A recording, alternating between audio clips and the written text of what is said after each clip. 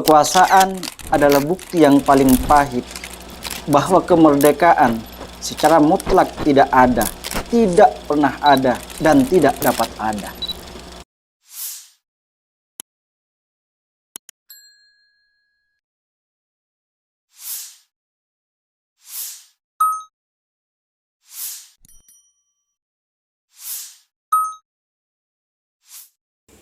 Pertemuan dengan buku kadang hal-hal yang ajaib bagi kita. Karena kita kadang ingin mencari satu buku yang bagus, kita cari ke berbagai toko, tidak dapat. Tapi kadang kita masuk ke sebuah toko, ke emperan, atau mungkin ke sebuah pasar buku, dan kita tanpa kita sangka misal, kadang mendapatkan buku yang bagus. Dan itu kadang dengan harga yang sangat murah. Seperti pada suatu kesempatan saya pernah diajak oleh teman ke toko buku bekas. Itu di daerah Blauran. Ada toko buku. Ya, selain toko buku bekas, toko itu juga menjual beberapa buku baru. Nama tokonya kalau tidak salah Karya Anda. Jadi saya masuk ke toko itu karena ikut teman, jadi tidak punya satu tujuan untuk membeli buku. Tapi ketika masuk ke rak-rak buku itu, ada satu judul buku yang pada waktu itu menarik bagi saya. Judulnya Wawancara dengan Sejarah, gitu ya. Jadi saya ambil wawancara dengan sejarah itu, lalu saya lihat harganya. Di harganya itu harga tertera 8.000. Ini tidak hanya bekas tapi mungkin sudah buku lama gitu ya. Ketika saya lihat di tahun terbitnya pun sekitar tahun 1988. 4 tahun usia saya dilahirkan buku ini terbit. Jadi seiring usia saya buku ini. Nah, saat saya mau membeli buku ini sebenarnya juga tidak punya niat gitu ya untuk membeli buku ini. Saya masukkan tangan ke kantong, ketika saya keluarkan ada uang 10.000. Nah, pada waktu itu saya mikir, ya udahlah dibelikan saja ini. Harganya 8.000. Dan ketika saya tanya kepada penjaga toko, ternyata masih ada diskon. Diskonnya 20%. Sehingga saya membeli buku ini tuh 6.000. Nah, 10.000 masih ada kembalian 4.000 katanya. Akhirnya tambah mantap lah. Waktu itu saya masih mahasiswa, jadi dapat buku murah itu satu rezeki, satu anugerah gitu ya. Sehingga bisa baca buku, kata saya, baca buku baru. Nyampe di kos, lalu saya lihat ada yang namanya Oriana Fallaci. Ketika saya coba, siapa sih Oriana Fallaci ini? Ternyata dia adalah seorang wartawati kelahiran Italia. Jadi dia wartawati yang memang bergerak di dalam bidang politik. Nah, di dalam buku ini saya menemukan beberapa nama yang mungkin kenapa diberi judul dengan Wawancara dengan Sejarah, karena orang-orang diwawancarai oleh Oriana Fallaci ini adalah para pelaku sejarah yang memang dikenal oleh dunia. Ada yang namanya Henry Kissinger. Ini penasihat Presiden Amerika.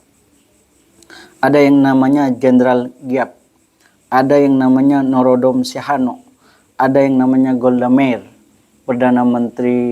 mantan Perdana Menteri Israel, ada yang namanya Yasser Arafat, ada Indira Gandhi, Perdana Menteri India. Nah, ketika saya membaca buku ini, ternyata buku yang harga 6.000 itu kualitasnya tidak 6.000. Buku yang murah itu ternyata tidak murahan. Buku bekas itu ternyata meninggalkan banyak bekas dalam diri saya. Jadi banyak kutipan-kutipan kalimat di dalam buku ini yang membuat saya seolah-olah selalu kangen untuk membaca buku ini berulang-ulang. Salah satu kutipan yang selalu saya ingat itu dan saya tandai dengan stabilo. Begini kira-kira yang ditulis oleh Oriana Fallaci. Kekuasaan adalah bukti yang paling pahit bahwa kemerdekaan secara mutlak tidak ada, tidak pernah ada, dan tidak dapat ada. Jadi kalau kita berbicara kekuasaan, sebenarnya kita sudah menyerahkan diri kepada orang lain untuk dikuasai. Jadi dalam hal ini kata Oriana Fallaci, sebenarnya kemerdekaan itu tidak ada. Tidak pernah ada gitu. Walaupun kita sebenarnya berharap bahwa para penguasa yang kita pilih itu tetap berpihak kepada kita. Ya, kita selalu berharap kontestasi 5 tahunan di Indonesia itu selalu berharap janji-janji manis itu ditepati gitu. Sehingga walaupun Oriana Fallaci mengatakan tidak pernah ada, kita tetap berharap bahwa kemerdekaan itu ada. Senyata-nyatanya ada, bagaimana kita mendapatkan satu pelayanan dari pemerintah kita. Nah, kembali pada buku ini, ada satu hal yang kadang menarik dari buku Wawancara dengan Sejarah ini yang ditulis oleh Oriana Fallaci ini. Kepiawaian Oriana Fallaci di dalam mewawancarai narasumbernya.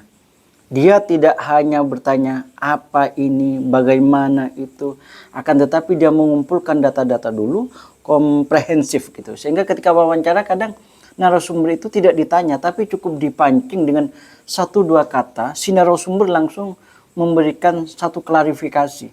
Ini yang saya katakan kepiawaian seorang Oriana Fallaci. Dia tidak garang, tetapi dia begitu berkarisma di depan para narasumber yang tokoh-tokoh dunia itu. Jadi saat tentang Kissinger misal, dia tidak begitu banyak langsung bertanya A, B, C, D. Tapi dia kadang cukup menyebut 1-2 kata. Kissinger pun itu menjadi tertarik untuk menanggapi itu. Nah, ini yang saya katakan kepiawaian seorang Oriana Fallaci di dalam mewawancarai para narasumbernya. Hal lain yang menarik dari buku ini adalah ketika Oriana Fallaci menuliskan bagaimana sebelum mewawancara dia berkorespondensi, sebelum mewawancara dia bersurat kepada narasumber. Bahkan ada yang lebih 2 kali dia bersurat kepada narasumbernya baru direspon. Bahkan dia begitu teliti, detail gitu ya. Siapa narasumbernya, apa kebiasaannya, bagaimana narasumber itu menerimanya. Misal ketika dia mendeskripsikan yang namanya Henry Kissinger saat menerima Oriana Fallaci, bagaimana hampir sekitar 15 detik. Ya, 15 detik itu Henry Kissinger itu mengubah posisi duduknya. Jadi Kissinger itu dari saking detailnya Oriana Fallaci itu diamati gitu. 15 detik itu berubah. Kalau misal menghadap ke barat, 15 detik kemudian itu menghadap ke barat daya misal. Ya, sama Oriana Fallaci itu dituliskan dengan detail. Dan ini yang membuat wawancara itu begitu hidup. Jadi pengantar wawancara itu bagi saya satu pengalaman menegangkan dari seorang wartawan berhadapan dengan pemimpin dunia yang banyak dikenal. Dan di buku ini yang membuat saya juga kagum adalah ada satu pertanyaan yang ditanyakan Oriana Fallaci kepada Presiden Pakistan. Ketika ditanya siapa idolanya, maka yang namanya Ali Bhutto dengan mantap menjawab Soekarno. Jadi sebelum dia mengatakan Marxisme, dia mengatakan orang yang paling dikaguminya, idolanya, yang namanya mantan presiden Pakistan Ali Bhutto itu mengatakan Soekarno. Itu nama pertama yang disebutkan sebagai idola. Nah, ini yang kadang membuat saya bahwa buku ini kadang memberikan satu ancaman bagi saya bahwa menjadi wartawan yang hebat itu bukan karena kita garang di depan kamera, akan tetapi satu pemahaman kita terhadap realitas, terhadap narasumber, terhadap persoalan itu sehingga membuat kita itu tampil begitu berkarisma. Ini hal-hal yang kadang selalu membuat saya ingin kembali membaca buku ini.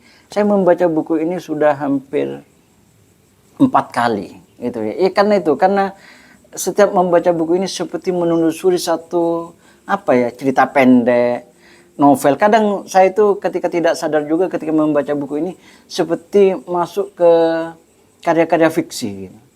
Tapi ketika sudah tahu sampai kepada bagian wawancara itu barulah saya sadar bahwa buku ini adalah buku tentang wawancara.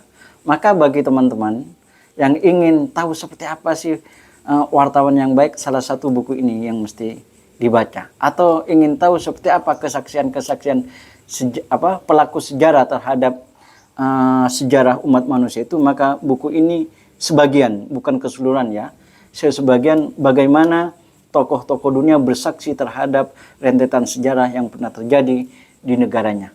Mungkin itu hal-hal yang pernah saya temukan di dalam pengalaman buku. Kita ketemu pada satu perbincangan pengalaman buku yang lain. Sekian, terima kasih.